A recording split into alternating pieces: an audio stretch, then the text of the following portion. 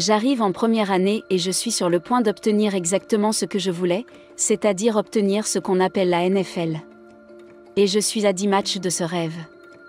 Une chose que je désirais durant toute ma vie. Cette chose pour laquelle j'ai travaillé dur.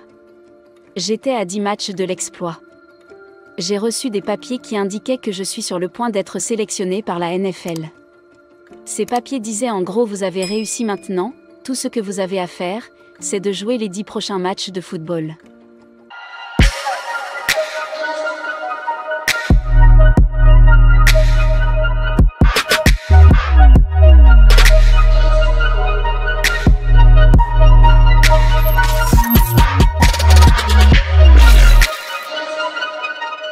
Les choses ne se sont pas déroulées comme cela se devrait. J'ai vécu une situation qui n'avait pas de nom, comme quoi je sortirais lors du match stupide contre Air Force. Il restait 2 minutes, puis soudainement je vais faire un plaquage que je peux faire les yeux fermés sur un gars. J'ai touché ce gars et dès que je l'ai touché, j'ai su qu'il y avait un problème, mais je ne pensais pas que ce serait ce type de problème. Vous savez, quand les choses arrivent on se dit « Oh, je ne m'attendais pas à ça ». Quand je l'ai frappé, chaque souffle dans mon corps quittait mon corps complètement. Je suis tombée par terre. Je me suis évanouie. Les yeux ouverts, je ne savais toujours pas si je dois m'inquiéter parce que c'est du football. Je n'ai jamais pensé à une carrière avec une blessure. J'avais les yeux ouverts, les gars couraient sur moi pour m'arracher la balle. Puis je me suis dit, je ne pouvais plus continuer puisque je me suis rendu compte que je ne pouvais plus bouger. On m'a donc mis sur la planche dorsale et faire quitter le terrain en fauteuil roulant. Nous arrivons à l'AMLA, mon père se tient debout et me dit « Du courage mon fils ». Le médecin arrive et dit « Nous allons vous examiner, faire quelques tests et vous ramener dans la chambre, tout ira bien ». Ils font donc les tests et me ramènent dans la chambre. Ma mère entre et m'embrasse, puis me dit « Tu vas t'en sortir ».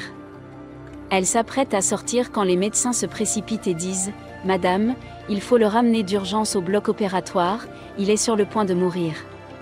Il me dit « Vous avez rompu l'artère sous-clavière dans votre poitrine, vous faites une hémorragie interne. Si nous ne pratiquons pas l'opération la nuit, je vous garantis que vous ne verrez pas le jour ».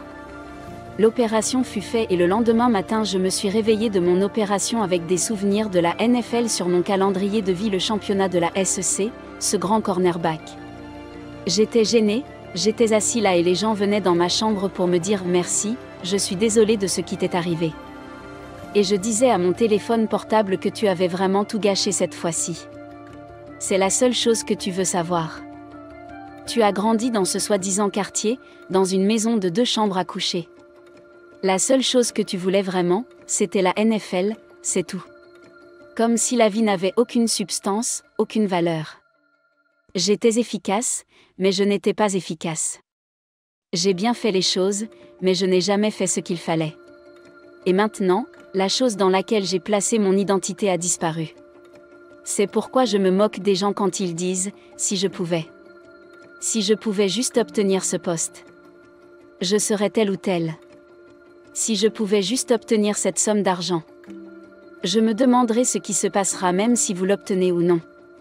Que se passe-t-il lorsque Dieu dit oui et non? Avez-vous la capacité d'accepter ce que vous ne comprenez pas? Pouvez-vous toujours voir le plan de Dieu quand il ne s'est pas déroulé comme vous le pensiez? Je suis assis là et je me dis, bon sang, je suis à 8 matchs, et Dieu m'a réorienté, oh mon Dieu, laissez-moi aller en NFL, je n'ai pas lu que cela m'avait démoli. Comme, laissez-moi obtenir le contrat d'Henry directement, de sorte que je puisse aider ma famille. Comme, mec, j'ai besoin d'aller dans cette direction. Il me dit, non, j'ai besoin que tu ailles vers le swag, j'ai quelque chose de plus grand pour ça. Maintenant, cela peut prendre un peu plus de temps pour se manifester. Mais j'ai quelque chose de plus doux. J'ai quelque chose de plus satisfaisant, j'ai quelque chose de plus gratifiant. J'ai quelque chose, bientôt, qui va te porter pour le reste de ta vie. C'est quelque chose d'incroyable. Je savais que c'était ce que je devais faire. Un jour, dans les coulisses, j'ai ressenti la même chose que lorsque j'étais dans un tunnel avant de courir sur le stade Néalon. J'ai dit merci, mon Dieu. Alors maintenant, je vis ma vie d'une certaine manière, en fonction de ce que Dieu a fait. Je vis ma vie d'une certaine manière, selon la puissance que je sais que le Seigneur possède. Je vis ma vie d'une certaine manière. Par exemple, quand je vais vers le Seigneur dans la prière, je suis audacieux. Et chaque fois que j'ose, je suis si reconnaissante que ce ne soit pas la première fois que moi et mes seigneurs communiquions. Et les gens ont le culot de me demander tout le temps, pourquoi tu ne changerais pas ce qui t'est arrivé? Tu dois être paralysé, d'une seule main. Je réponds que si vous saviez et si vous voyiez les œuvres que Dieu a accomplies dans la vie des gens autour de moi, ce qu'il a fait en moi est formidable. Mais ce que Dieu a fait dans la vie des gens qui m'entourent, ça n'a pas de prix. À un moment donné, de quoi s'agit-il vraiment? Je sais que la première réaction lorsque nous traversons des épreuves est de dire « Pourquoi cela m'est-il arrivé ?» Cette réaction honnête est due au fait que parfois les bonnes personnes traversent des choses folles. Il n'y a pas d'écriture pour cela. Il ne s'agit pas de lire Romains 2 aujourd'hui, comme quoi. Mais c'est ce que j'ai compris dans la vie, certaines personnes n'ont pas besoin que vous fassiez un sermon, elles ont besoin que vous en viviez un. Ainsi, lorsqu'ils vous voient vivre, ils peuvent se connecter et s'identifier à cela. La seule chose que je vous demande, c'est qu'en tant que personne talentueuse, brillante, puissante et belle, vous ne laissiez jamais la vie vous faire oublier votre raison d'être. Ne laissez jamais la vie vous faire oublier pourquoi vous avez commencé. C'est comme quand les gens disent au début de toute chose projet y compris tout le monde est excité. Tout le monde est en feu. Mais à un moment donné, vous rencontrez quelque chose sur votre chemin, et cela va mettre à l'épreuve votre niveau d'engagement. À un moment donné, vous allez rencontrer quelque chose qui va mettre à l'épreuve votre niveau de foi. Et ma définition de l'engagement a toujours été de rester fidèle à ce que j'ai dit que je ferais longtemps après l'avoir prépapé. Par exemple, est-ce que je vais rester fidèle à mes croyances, à mon cœur et à l'essence de ce que je suis en tant qu'individu? Même si je suis paralysé? D'un côté, est-ce que je vais rester fidèle à mes croyances, même si la petite carrière que je pensais avoir disparaît? Est-ce que je vais rester fidèle à mes croyances?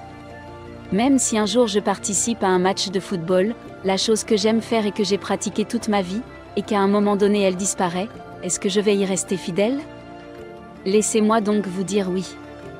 En d'autres termes, j'ai vu beaucoup d'autres personnes dire « Je veux donner ma vie au Christ », non pas à cause de quelque chose qui m'est arrivé, mais à cause de quelque chose que j'ai vu se produire chez toi. C'est souvent surprenant. Nous savons déjà ce qu'il faut faire quand Dieu dit oui. Nous savons déjà quoi faire lorsque nous sommes bénis. Nous savons déjà quoi faire lorsque nos prières sont exaucées. Mais la question que j'ai pour vous dans cette question rhétorique, que ferez-vous quand Dieu vous dira non? On espère que vous avez aimé la vidéo. Abonnez-vous et n'oubliez pas d'activer la cloche de notification. À la prochaine.